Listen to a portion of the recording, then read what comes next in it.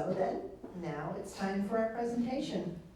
Fred Leff is the New York Audubon's environmental educator for Seneca Meadows. Fred had the opportunity to go to the Rowe Sanctuary in Nebraska, where hundreds of thousands, maybe even up to 1 million, Sandhill Cranes migrate through every March through very early April. He'll discuss some of the biology of Sandhill Cranes, their migration patterns, why the area around Rowe Sanctuary is perfect for Sandhill Crane migration, and the conservation efforts that are being done to keep the cranes returning every year. So please join me in welcoming Fred as he presents everything you wanted to know about the Sandhill Cranes, but were afraid to ask.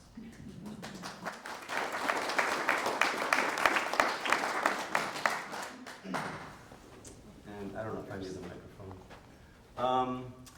And I actually changed the title a little bit because of what I did this week. So I'll start where I grew up. So I grew up in New York City, Brooklyn, and found out Kevin also is from Brooklyn.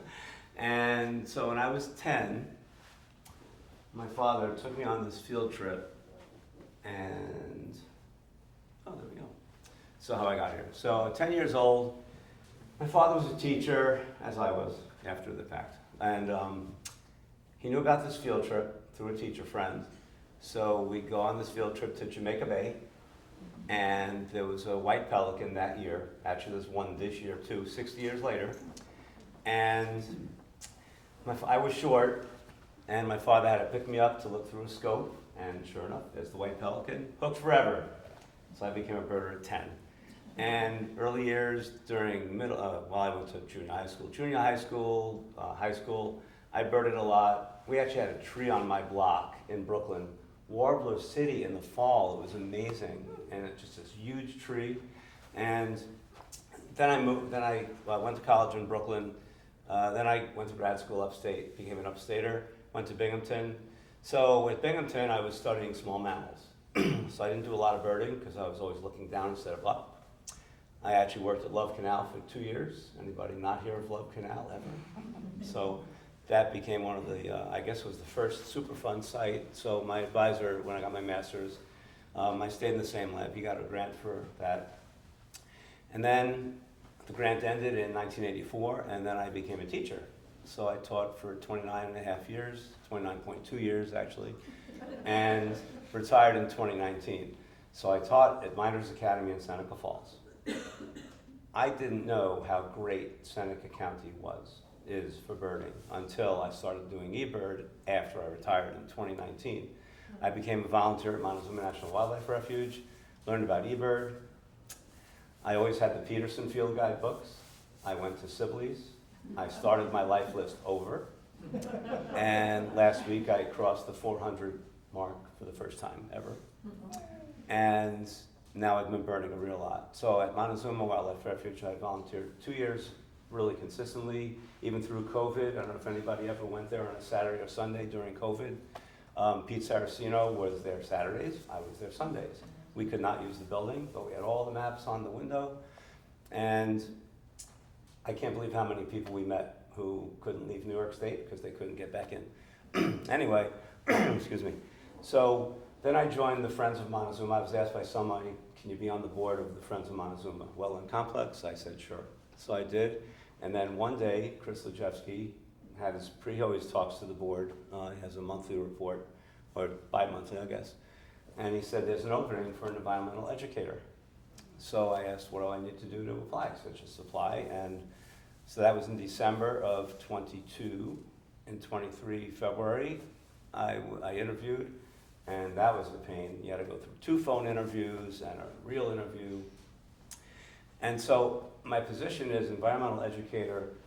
I'm actually an Audubon employee, but I set up events with Seneca Meadows, the landfill. And so it's a partnership. It's a little tricky in some ways, but I've been doing a lot of stuff. So the biggest event was the eclipse last year, April 8th. We had clouds. But the day before the eclipse, I had a bird walk for people that wanted to come. So my wife came, first time ever she was there. A friend of mine calls me from New York City. Well, she's in Jersey now, sorry. She calls me up, Fred, can I come up to see the eclipse? I said, sure. So she stayed with us. And then one of the guests for the eclipse went on this bird walk. So I'm involved, I'll backtrack, go forward. So I'm also involved in raptor surveys with DEC. And so I wasn't doing that yet this year, but somebody started seeing an eagle nest being built at the Seneca Meadows Wetland Preserve.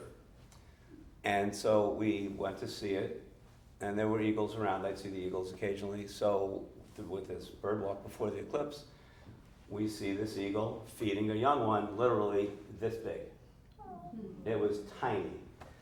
So the woman from Connecticut, she took some really good shots, she swore there were two. I couldn't tell because they were so small, and that eagle nest is really deep. So after that, didn't see the eclipse because of clouds, but I had a lot of people. It was great anyway. And I started going back every week. I would go check that nest. I would see eagles almost all the time. There was only once I didn't, but they came back. And then April 8th, sure enough, there's a young, and then I would go every week after that, and they were getting bigger, bigger, bigger, but I still could only see one for sure. Well, fast forward to June, middle to late June, they were two, and they were big, and they were ready to go. They were flying around already, and I hadn't seen them since July 1st. But I'm sure they're out there, probably at the refuge. I've been seeing lots of eagles when I go to the refuge too. So, and that's my story, really. Fred? Yes. I'm so sorry to interrupt. I just wanted to double check. You want this view, right? This presenter view on the screen? We're seeing all your upcoming. Oh, yeah, how do I get rid of that? I don't need that. Sorry, like a full screen thing? This is F5. Cancel. Oh, you can do it. Click. Tech support. Sorry about that. So, this is the white pelican, not the one I saw, but it's a white pelican. So, all right, so here's the title. Now, notice the blue. So last week I went to Texas, did the Rio Grande Valley Birding Festival. Unbelievable. And so I had to leave yesterday because of today's talk, because I'm sure I would have been delayed, couldn't make it here. So I left yesterday. But I realized I can leave at 6 a.m. from where I was, 3 hours to Aransas, and I got to see 2 whooping cranes. So I stuck that in there at the end. So a little surprise at the very end, I'll talk a little about whooping cranes. And so I'm going to go through a little geology first. So I taught earth science. So North America, you may know this, you may not. North America was not looking like North America way back in the Paleozoic and Mesozoic eras. A lot of inland seas, on and off. We actually had one here, so the fossils indicate we had trilobites, sea scorpions or eurythrids, lots of stuff. So during those times, sedimentary rocks are deposited, and deposition happens, sedimentary rocks form eventually, and then there was a lot of volcanism, lots of volcanoes, igneous rocks form, and there was also metamorphism going on underneath the crust. So the modern Rocky Mountains formed from all these rocks about 75 million years ago, up to about 2.5 million years. Lots of uplift, and because of high elevation, lots of snow in the winter. And during the Ice Age, about 1 million years ago to about 15,000 years ago, lots of glaciation also. So during this time, erosion by ice created the ancestral river valleys for some of the rivers that are in the Rockies, like the Colorado, and the one I'm going to talk about is the Platte. And summer through fall is the melt season, so the snow melts, and the rivers would flood. And so let's talk about the Platte River. So the 2 tributaries formed in the Eastern Rockies, one in the north, one in the south, and they merge in Nebraska.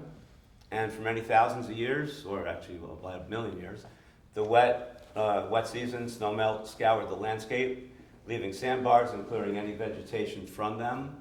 And lots of Native Americans lived there. They used the river, they used the land, they used the bison for everything they could think of, and they were there for a long time until we had our pioneers. So 1800s, our pioneers went west, started homesteading, and things changed pretty rapidly. So in the 1800s through today, dams were built, bridges were built on both tributaries for flood control, for a reliable source of drinking water, irrigation for farming, and over a century of water resource projects occurred. And they had more reservoirs, diversions, groundwater pumping, and the landscape changed drastically for the river. So what happened was, first of all, the discharge or the flow of the river dropped to about 10% of the original, what it should have been. And even with the floods in the summer and spring with the snow melt, they were diverted, so the erosion didn't happen, and we'll get into that when I talk about the cranes more. So they had this areas called wet meadows also. 75% of those vanished. Lots of wildlife used them, and a lot of land converted to cropland. And so again, 10% of the flow. So, some of the birds, I didn't say it here, but piping plovers were there, more numbers. We still have them a little bit, least terns a little bit. The cranes, perfect habitat for the cranes. And so it just affected everything. So, that'll skip. So it's just talking about two of the birds. So again, the seasonal flooding would normally take out any vegetation off the sandbars, and the wet meadows, again, we have mice, shrews, river otters, insects, lots of insects. And one thing about sandhill cranes that I'll get to, sandhill cranes will not land on sandbars if there's any vegetation whatsoever on them. So when sandhill cranes roost at night at Rowe, hundreds of thousands, literally. When I was there, I was there for a week, March 10th to 17th. Overestimated, they always estimate within 50,000, but they said there were two records, like the opposite week of I was in the middle of 2 weeks. 400,000 cranes were there. And the total probably is over 1 million that migrate through. I think it's like 1 to 1.5 million now, but it was amazing. So anyway, remember that for later. And to say it, same stuff, it's repetitive, sorry. And all right, so Rowe Sanctuary, I never looked up when it actually formed as a sanctuary, but it's in the part of the Platte River that is perfect. It's flat and very wide, very shallow. The Platte River there's a saying that goes with it, 1 mile wide and inches deep. So literally you could walk across the river, but it's just really wide. And what the cranes do is when they're in the sandbars, they must be alert when they're sleeping. I guess birds must be. Because if they have a predator running through the water, they'll hear it and they'll take off and no food. So the sandbars are perfect for the cranes. There's about a 70-mile section that they like and they love. And there's another area 20 miles east called the Crane Trust. It's a nonprofit. And that's a place where whooping cranes are more easily seen. I didn't see any there, but I'll tell you about that at the end. So Audubon is the conservation organization that we all know. And they try to recreate what it was like in the olden days. So what they do is every fall, summer, fall, when the cranes are gone, because now they're breeding up north, including here. So they have discs. So they do the same thing at Montezuma at the wildlife refuge, but it's not for the same reason. So there they disc the soil so it turns over, and then they can flood it. Although this year, as you said, the visitor center pool is totally dry. Last time I was there, no water at all. I heard a pump broke, and they're not going to be able to fix it till we close in December, probably, as far as I know. I spoke to one of the biologists recently and just happened to be there. And so we disc the sandbars. They're totally cleaned up. Instead of the erosion happening from the water, we do it. We have cattle farms nearby. We have arrangements with them. They let them graze. That keeps the grass nice and short. And they do prescribed fires in the prairies. We do this a lot. That imitates lightning storms, thunderstorms when they would get lightning and fires. And so the Rowe people are really doing this a lot. And great for ecotourism though, so they get about 35,000 visitors a year. And people from all over the world, all over the US, and I got to work with some of them. It was really cool. So they also pull invasives, just like we do at the Wetlands Complex. They have a lot of partnerships with private people, public people, and it helps keep things going. So This is the only picture of mine that you'll see on this PowerPoint. So this was taken at the refuge from the visitor center. I had to be at least 2 years old. I was looking right across when there was some water. So I think you all know what sandhill cranes look like. So cranes around the world, there are 15 species. This is the whooping crane. Notice all the bands. So they're large, obviously. They stand tall. Whooping crane, by the way, is the tallest crane in North America. It's up to 5 feet, like up here. So it's a pretty big bird. And you all probably know they fly with index extended, unlike herons that have that S shape. And this was taken by a person that I got on an Audubon website.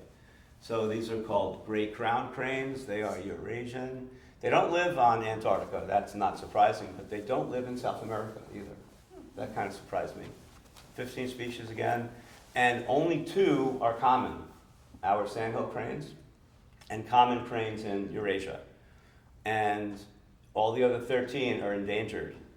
And the whooping cranes, I'm not sure if they're have the least numbers of any, but they are pretty low. We'll talk about that later. And these are what they all look like. Notice they're very colorful faces. They have a lot of red, gray, black, and you can't miss them. And one thing about the sandhill crane, notice the G. Now it's Antigone. That was GRUS for us, I guess. So I don't know why, but they changed the genus. So if you look at any bird book, I think it's going to say Antigone canadensis. Why Antigone? I don't know, but that's the genus. I have no idea. So, I mean, a lot of change. So I don't know if so when I was a kid, I memorized, don't ask me why, I knew the species of warblers, most of Dendroica.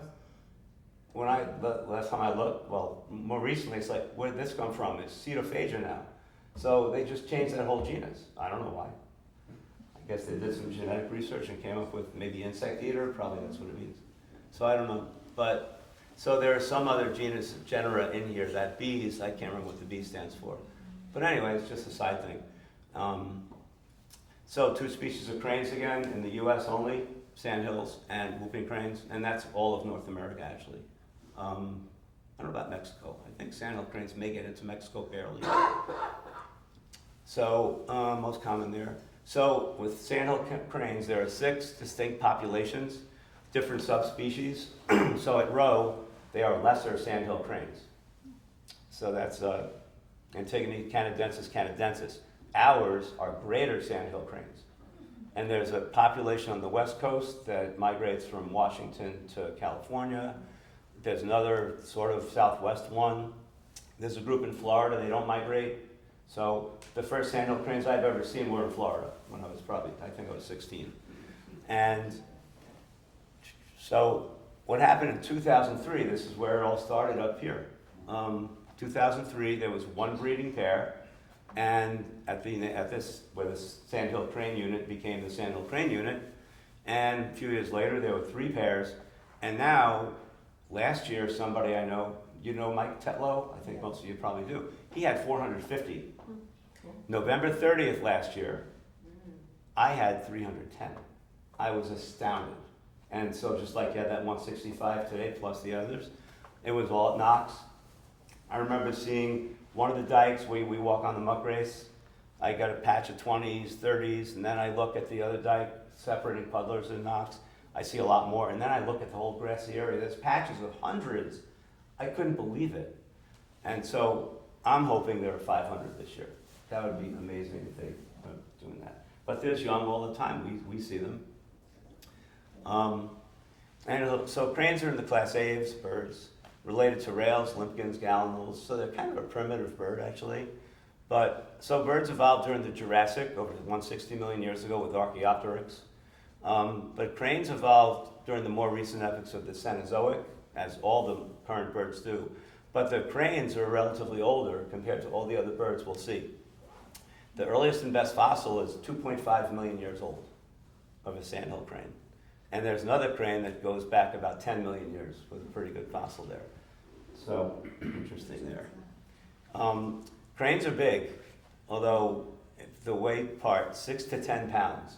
So that's not really heavy for a bird that's, ours are about 4 feet tall, the lesser are about 3 feet tall. But there's a lot of stuff to them.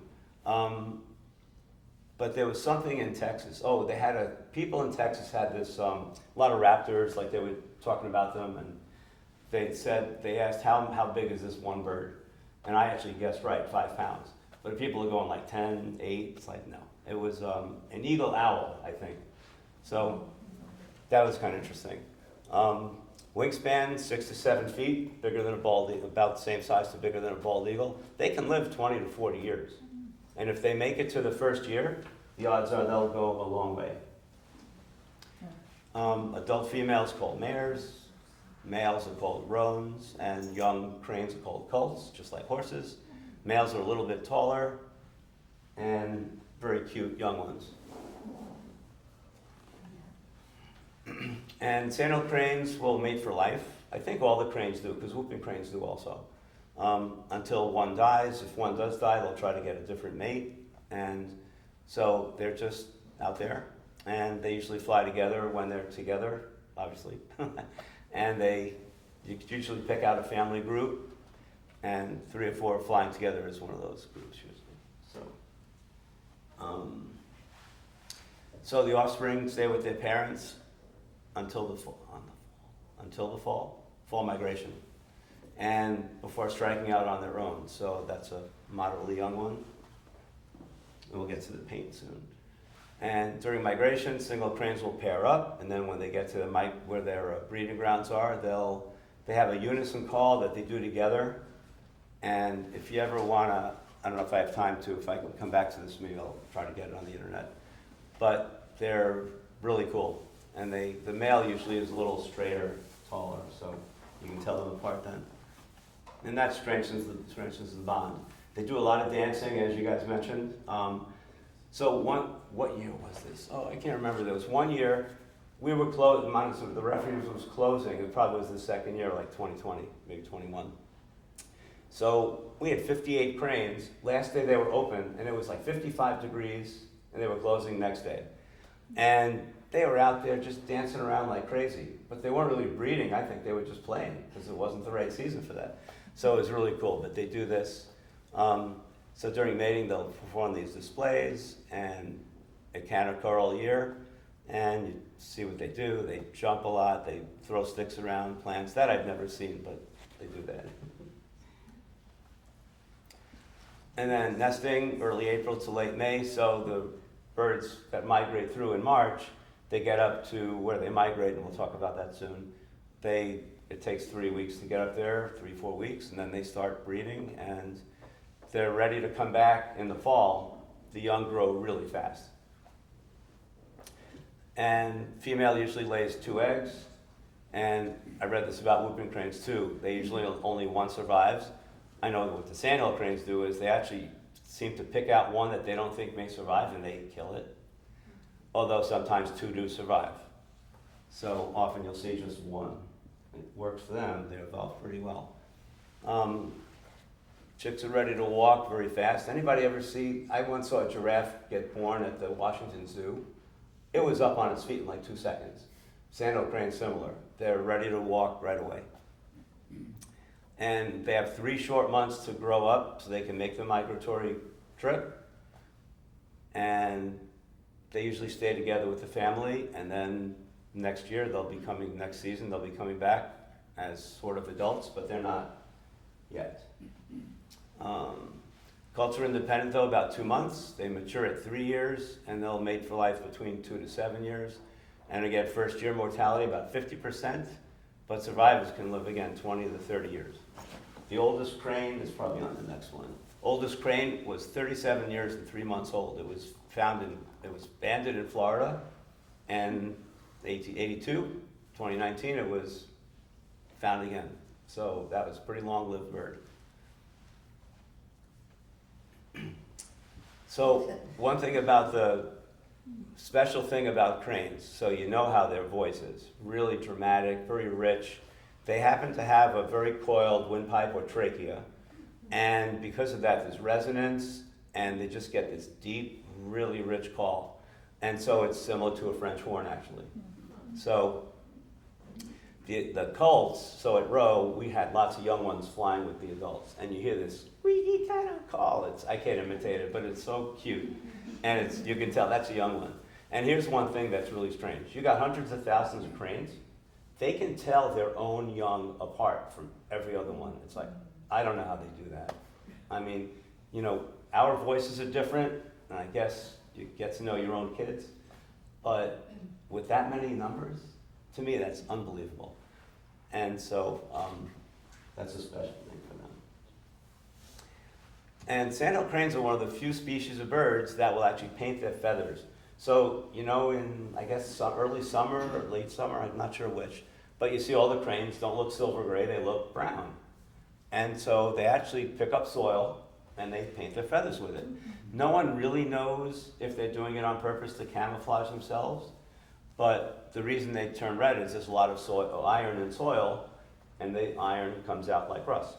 So our sandhill cranes do this, and it's kind of interesting. So the season I was at Rowe, there were none of these yet. So it would be in the summer they start doing that. And if you notice, I learned this by not knowing in advance. When I started seeing sandhill cranes, I realized, they have that bushy kind of thing. It looks like a tail, like a bushy tail. It's called a bustle.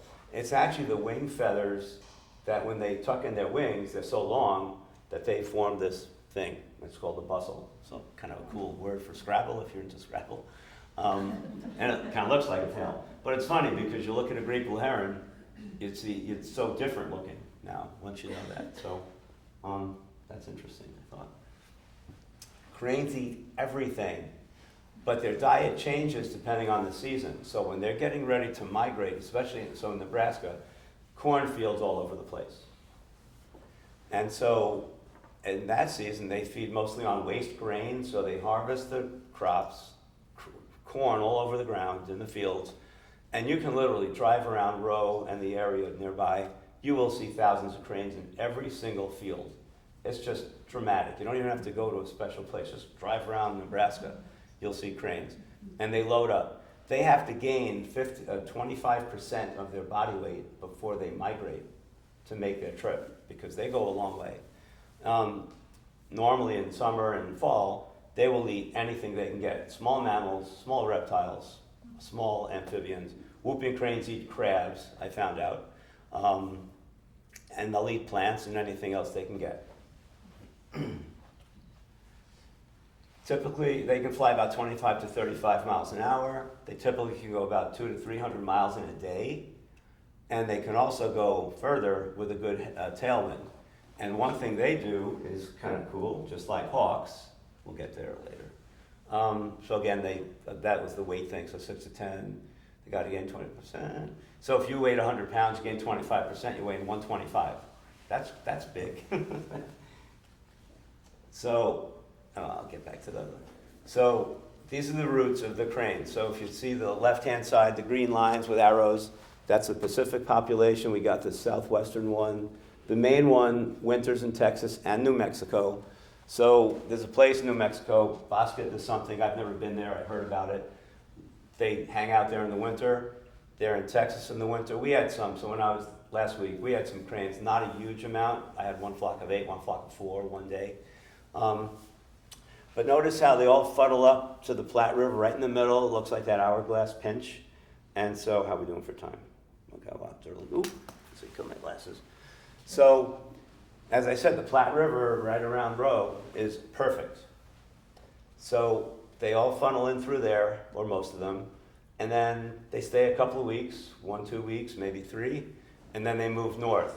So, most of them just go into Canada. Some go to Alaska. Some go further, all the way to Siberia. They're making a 7,000-mile one-way trip. So they need to load up like crazy. But they come back every year. So, and I'm going to show you something simple. With the whooping crane, I have a map for that too. So at the end. So the most breed in north central Canada. Some go to Alaska, I said, and at least 1 million migrate through. And we call it crane season. It's like 5 to 6 weeks. And then they're gone. So this is the one I was going to say. So just like hawks, sandhill cranes ride thermals. So they can get elevated, they go in circles, and they can save a lot of energy just by coasting. And some cranes, not ours, have been seen over Mount Everest, over 28,000 feet. Don't ask me how they can breathe, but they do. We couldn't do that. So yeah, they're pretty spectacular.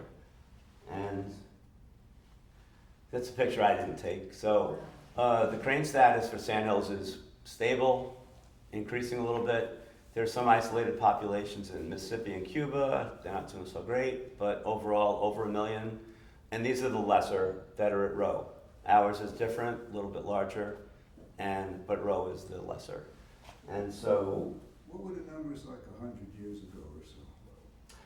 that, I don't know, that's a good question. I have no idea.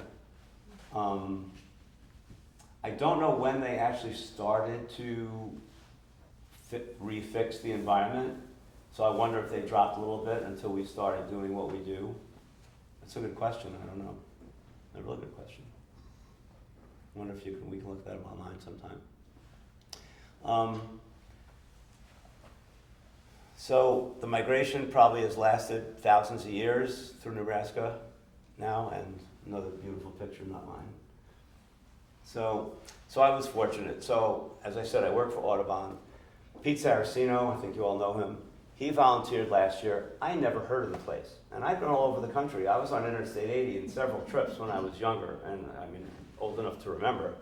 And I never knew about it. So he tells me about it, like, what? So I looked into it. I was gonna try to be a volunteer. So this year, it probably will never happen again. Audubon decided to come up with a job sharing opportunity, so I applied for that. I got it. So instead of me volunteering, I acted like a volunteer, but I got paid. They paid my flight, they paid for a rent-a-car, they paid for an Airbnb that was spectacular. I shared it with 4 other Audubon people, one from Los Angeles, one from Wyoming, another one from New York State, Albany, and someone from Nebraska who was only there like part of the time. And so it was amazing. I got to meet people from all over the country. We co-led tours, and it's wild. And we saw so many cranes. It was just spectacular. And so that was great. So that's why I started doing these. So this is Lily and Annette Rowe Bird Sanctuary, National Audubon Society. So this building is now, should be completed. They were renovating it, like fixing it up. We worked out of a tent. It was huge. And even we had one really windy day, it didn't fall apart. It was really sturdy. And we would meet people in there, and there were tours that you get a group of about 20 to 20, I don't think 25, 20 to 22 people would be in a tour group. You'd go out in the evening, or you'd go out in the morning. So you go out in the evening when it's still daylight, and we would have flashlights with red over them so you could see at night. So you wait till the cranes come in the evening. It's spectacular. They come in against the sunset, and you hear them before you see them. They are so loud. You're thinking 100,000 cranes, you know, and just spectacular. So they say it's the second biggest migratory animal. Well, think about warblers and sparrows. There are more than millions, but I guess they're thinking big. But number 1 is wildebeest in Africa, 2.5 million. So I can just imagine that one of these years I'll get to Africa, try to see that. So anyway, but this visitor center will be spectacular. They're gonna have a huge picture window, they're gonna have a store, they're gonna have better desks for people to interact, they'll have interactive exhibits, and so I would love to go back there if I can, but this may be one and done, I don't know. So this is it's not in Kearney, Nebraska, this is the second largest city in Nebraska. They call it themselves, they made this up, Sandhill Crane capital of the world. And the town that the sanctuary is called Gibbon, tiny town. And so the picture, not mine. Wow. So more pictures, and this is what they do. So in the evening, well, this is daytime. So, all right, so again, the Platte River again is very slow, shallow. It's called a braided stream. It looks like a girl's braids. And again, it's the river a mile wide and inches deep. And again, they land on the sandbars, and because the predators will let them know they're coming, and they'll take off. And one thing, so I'll talk about the tours a little. There's one thing, I'll tell it now before I forget. So in the evening, it's great. You get out there in daylight, and the cranes start coming in, and when it gets too dark, you can't take pictures anymore. I didn't have a good camera, and I don't have a good camera. So for those taking photography pictures, you can't use flash because it'll scare the cranes off. So there's a point where there's a light meter inside each blind, and I'll show you a picture of the blind soon. And so at a certain point, you can't take pictures. In the morning, the opposite, you get there at dark, and so you're walking with the red flashlights, you get to the blind, and you gotta be really quiet because the cranes are there. And then when it gets light enough, then you can start taking pictures. So the first day, I only did 2 morning tours. The first day was the first time they used the blind for that one blind for the season. All of a sudden, about 7 a.m., and sunrise was like 8 o'clock. All of a sudden, the cranes are gone. And I look up looking for an eagle. I didn't see one, but the leader said there was an eagle. Spooked all the cranes away. So all the people were disappointed, but they don't refund, and it's like. So I would recommend if you go, at least go to an evening tour, and because that's pretty much guaranteed. That was, and they didn't come back. It was like, oh my God. And there were at least four eagle nests, or like 10 across the river. You could see eagle nests all over the place. So they were there. So the Sandhill cranes will not roost if there's any vegetation at all on the sandbars again. So that's why we do the disking, and we clean it just like the river would have when it was a real river. And again, the staff at Rowe have many environmental things. So prairie burns, talked about them already. They do pull invasives. This is the disking, so see how sandy it is now. It's not really grassy, so they'll fix that up. But the sandbars we saw, like more in the islands in the middle, that's where they usually like to be. And this is a braided stream kind of idea. So those sandbars are perfect, and the blinds, you'll see where the blinds are. And so there's like a 5-mile stretch nearby. So I'll go back to that later. So now, one thing that I never heard of, and maybe you never did, this is crazy. So I don't know who, someone discovered birds can see ultraviolet. Now I know bees can do that. I have no idea that any vertebrates could, but they can. So there's a power line that runs right through the sanctuary, right across the river. And so there was a certain time, and they were getting a lot of crane strikes hitting and dying. So they did a study. They would use UV lights one day, get a count, next day turn them off, go back and forth, and they found that with the UV lights, the crane strikes dropped by 88%. So if you were losing 100, now you're losing just 12, which is pretty spectacular. So I came back thinking, well, what if we did this on windmills, tall buildings, just put ultraviolet lights on? And what they do is, you can't see, maybe you can. In that picture, you see those dark spots? Those are cards, like about this big. They're highly reflective. So the cranes will be able to see where the wires are by seeing the UV reflecting. And we see purple light, and it's funny because the people are talking about UV, but you're not really seeing, you're seeing violet, but you don't see UV. But those are the lights that they have on the towers. And so, by the way, so when I was in Texas, they have tons of windmills, which I didn't know they did. I'm driving past windmills like galore. There they have red flashing lights. Every second or two, they go off all synchronous. And so, I don't know if that keeps the birds away, but it's almost like, if you had the UV, I bet it would be better. So this is what it looks like when you're in a blind. Crane's coming in, sandbar's right there.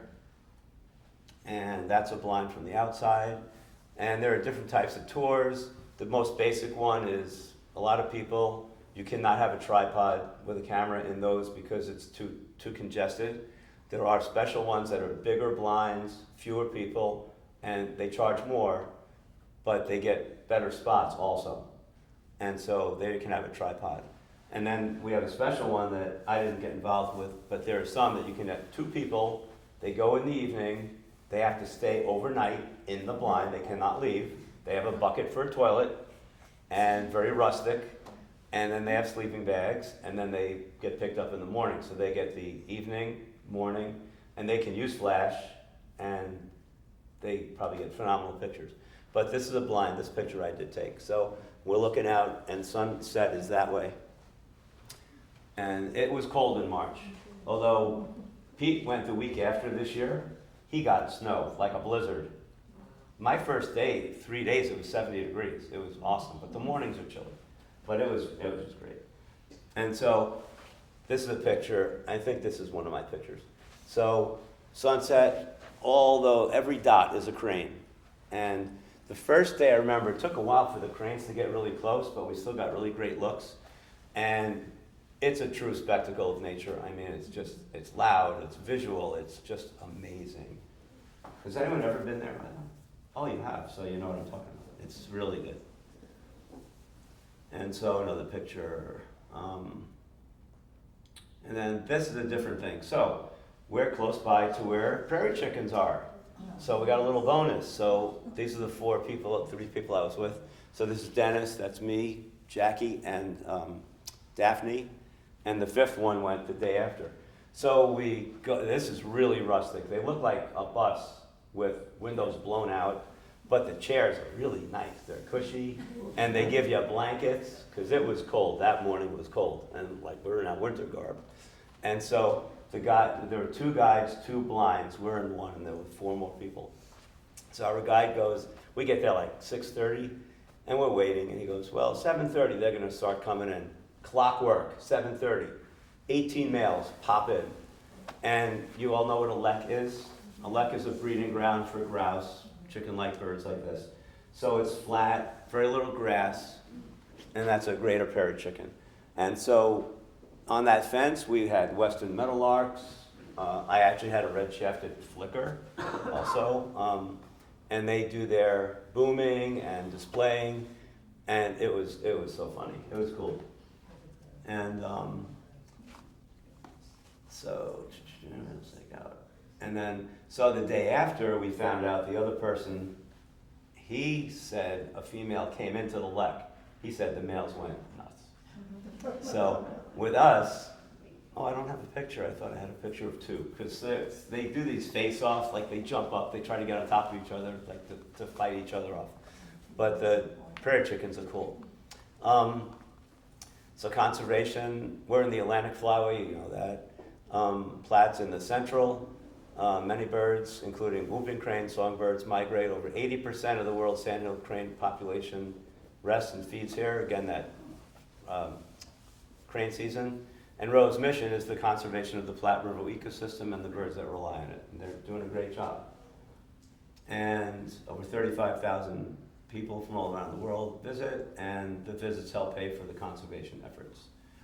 And if any of you ever interested in volunteering, there's a website. You can just look up Rowe Sanctuary. You'll see a spot for volunteering.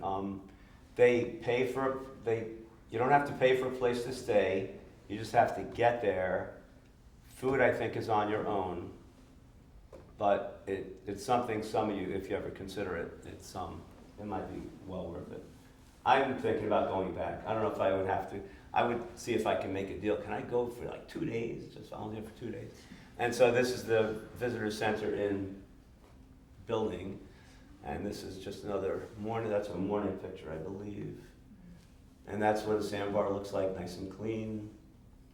And so I get home March 17th, maybe it was the 18th. I get a text from a friend of mine. Anyone know Andy Saunders, retired professor from SUNY SF? He sends me this text with a picture. It's like, huh? He knew somebody there when I was there. He got, obviously, a whooping crane. So I wrote the one that got away. Very strange for a good friend, Andy Saunders. And it was like, okay. I was looking at every single crane I could, trying to get a white one. I actually did see one white crane. Definitely not a whooping crane. It was small. And I talked to the leader. Could that be a whooping crane? It had no marks on it. It was totally white. Just leucistic.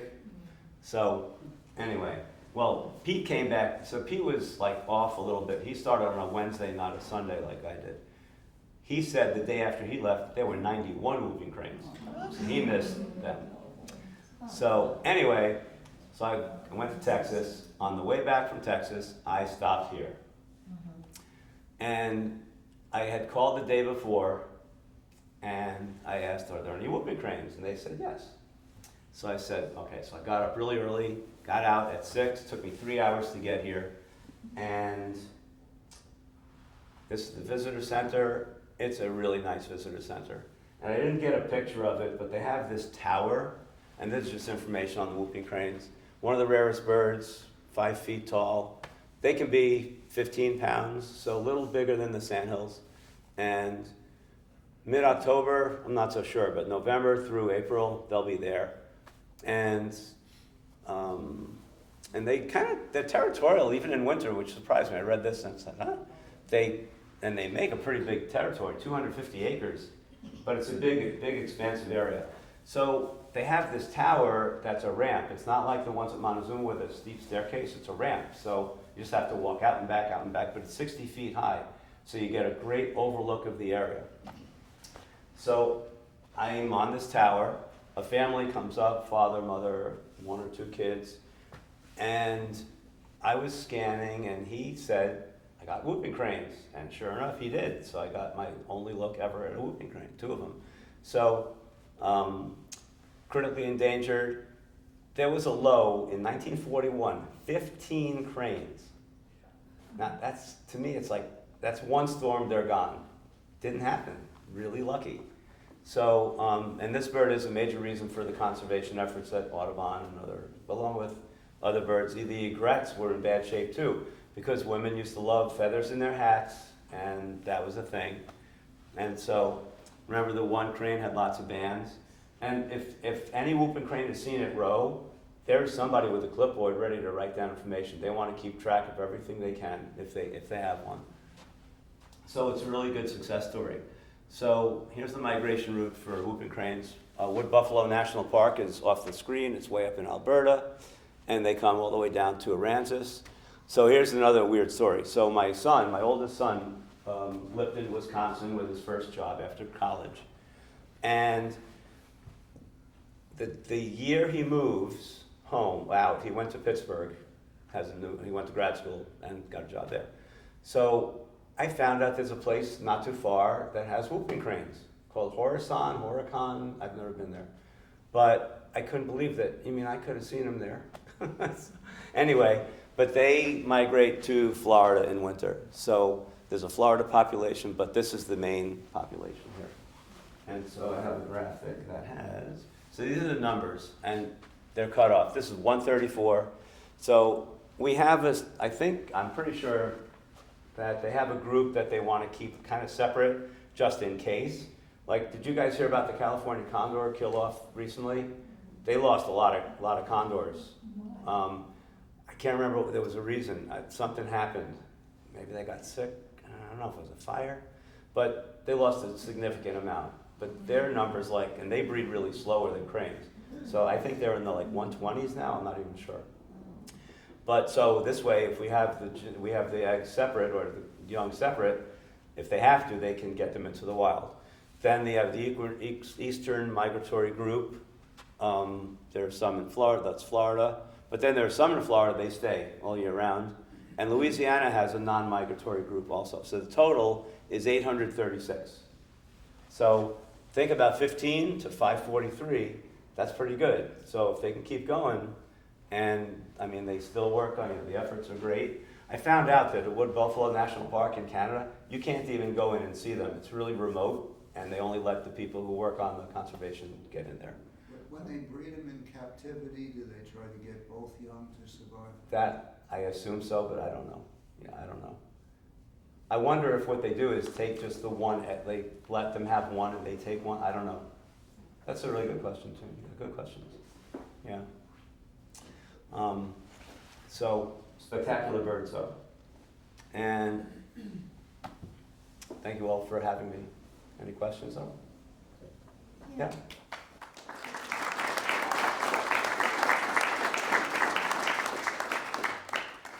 So lesser and greater, Dave Kennedy took pictures of 4 lesser and with all the graders. Oh, okay. Where do the lessers come from as opposed to the graders? So the greater are not in this, the biggest population is the lesser at Rowe, and so Texas to north, that's mostly lesser. Ours are greater, the ones we have here, for the most part. Obviously not if you have lesser too, which I get it. So they mix, they move. And the western population, I'm not sure. They may be a different subspecies even. So they're mainly west of here. Yes, the lesser, and here we'll have the greater. Yes? So I'm interested to understand the story behind how they got established at Montezuma. So you mentioned in 2003 there was one breeding pair, Yeah. and what was there before that? Were they just missing for a long time? Or? No one How knows. did I they- mean, you don't know. No reports. It just, there's a thing at Montezuma. Yeah. If I remember correctly, somewhere around 2000, the first one or two showed up, but they didn't breed right away for a Okay. couple of years. I remember the 2003 because I was in California reading about Okay. it on email. So it's just random that they showed up. Yeah, just, Okay. um, Dispersion. Corn Cross Road or somewhere Yeah. around there. And then for a couple of summers, it was just isolated bird or two Yeah. birds, and then they bred in 2003. Mm-hmm. But they lost that one, Okay. probably due to predation, Mhm. but the next year they were successful. Yeah. And then probably more moved Yeah. in too, but These now we are have good numbers. Just So. recollections of the dates. Yeah. But historically, prior to that, maybe As far as I know, 100 years they would ago, not. did they have any? I don't think so. Yeah. That's what I know. So, birds fly, just dispersion. So, and I don't know if there's a lot of mixing and matching. I mean, when our numbers get a little higher, they're going to disperse. If these numbers, some of the cranes in the Midwest may end up here too, and then there'll be more cross-pollination, we'll call it. Yeah, great questions. So, but they're great birds. Yes? So you say they they built mounds of vegetation on Mhm. wetlands? Yeah, I've never seen it, but that's what, yeah. So they do that at Montezuma? Yeah, we have young. I mean, I've seen several in my Yeah, so how career. do they look different from the muskrat mounds? Well, they don't. In the grass. Well, they wouldn't be in the water. The muskrats are usually in the water, and they're more sticky, like sticks. Well, more like straw, but they're much bigger. The cranes wouldn't have a big thing like this. So, and they're going to be lower, and they'll be in the grass too. They're not going to be out in the open. Do they nest any closer to Ithaca than Montezuma? I'll tell you this. So I'm in Syracuse, and we had a pair. I don't know what month it was, but it was in northern Onondaga County, almost Oswego County, right? I don't know if you know Route 6, some of you know Route 690, where it becomes 48. On 48, there was a pair with two young. And so that's outside of Syracuse. So they can be there, just not a lot. I know in very northeastern Onondaga, there's a place called Gerber Topsoil. Some of you may have birded there. It's out of the way for me. I used to go, but it's too far. But still in the county. I remember seeing an adult pair there, so they could have bred, I don't know. Yes? Yeah, there was a pair that were hanging out in Lansing. Oh, really? Okay, cool. Um, Yeah. They're adaptable. I mean, they'll keep growing in numbers if they're protected and they get their food. They'll be fine. Yes? But I just wanted to say, those tours at Rowe should not be optional for anybody who goes there. They're so amazing, and Absolutely. we thought, we'd go to one, but then splurged and did the morning and Mhm. the evening, and Oh, you did? oh my goodness, it's so fantastic. Yeah. And there were about 700,000 birds there that day. That's Whoa. 7 or 8. That's huge. Do you remember what part of the month? It was late March, early. Late March, yeah. And that's the best time for whooping cranes. So when I was at Moranzas yesterday, they said something about whooping cranes like mid-March through later.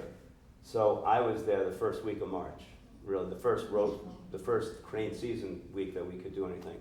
So that's where I missed out. But Pete he missed a bunch by random.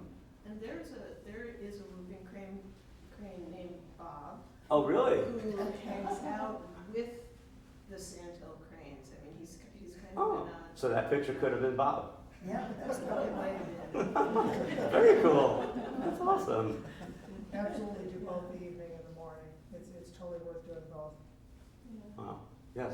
Yeah, and to get into the Rowe tours is actually pretty competitive. Yes, you need to. And so there's another group called the Crane Trust. Yes.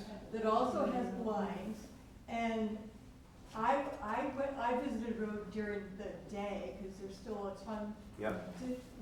you see them all day long, Yeah. anyway. But I can also recommend the Crane Trust tours as well. Mhm. And again, do the evening and then get up at dark 30, because it's worth it Yeah. to do both. And you can't come up with enough superlatives. Yeah. It is that fantastic. I took a trip to the Crane Trust one day, and I walk in, literally 3 volunteers. Can I help you? Can I help you? It's like, oh my God. Yes, but it was like, they're crazy. And we're like that too, but not like all 3 at once. We'll go one person at a time. It was so funny. Like, okay. So, what do they charge? Do they have a fee? They gotta have a fee for the tour. Yeah, too. they do. I don't remember what it was, Okay. but whatever it was worth it. Yeah, because Rowe's, Yeah, the basic one at Rowe, I think is 50. And And- the money is going toward the conservation. Oh, absolutely. Oh, yeah, absolutely. So, And I'll tell you, and as a employee, the staff there, oh, they're so nice. It's unbelievable. They take you in like you're a buddy for life. All of a sudden, like, man. And there was one woman I met. She works with bison. It's like, holy moly. So I'm sure, I didn't get a lot of stories, but that's something. So very cool.